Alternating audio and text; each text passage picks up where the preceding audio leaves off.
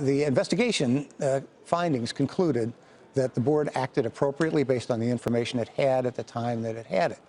And this is one of the reasons that we wanted to engage Sherman and Sterling, because the board and I wanted a independent, objective assessment of how the board performed in this instance. And their assessment was that with the information the board got, the board did the right things, but that the board's information was incomplete all the way up until the release of the settlement, at which time the board immediately initiated the investigation.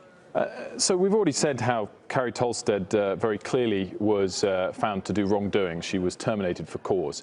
The board, you're saying, didn't have sufficient information. The only link for most of the period between the two, Carrie Tolstead and the board in terms of reporting lines, was CEO John Stumpf. So how is the punishment for him not more severe, and how is he found not to have acted improperly given those two previous points? Well, John did not create the sales goals in the community bank. John did not impede the flow of information up through the community bank.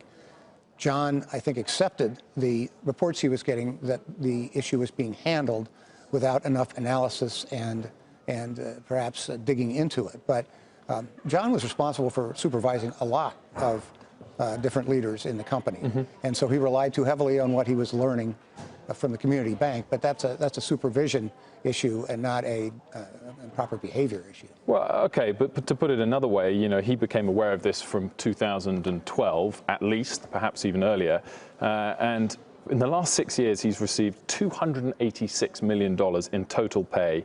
He's given up 69 of that recently, which is just 24%. It feels like a pretty small amount in total, given how closely linked he was to this whole saga.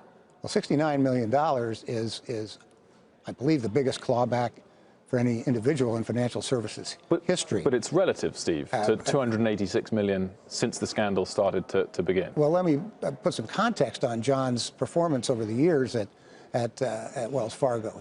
During his 9 years as CEO, the market cap of Wells Fargo grew by $110 billion. That almost doubled. And so the shareholders benefited greatly from John Stumpf's leadership of the whole organization, all the parts of it, across that tenure.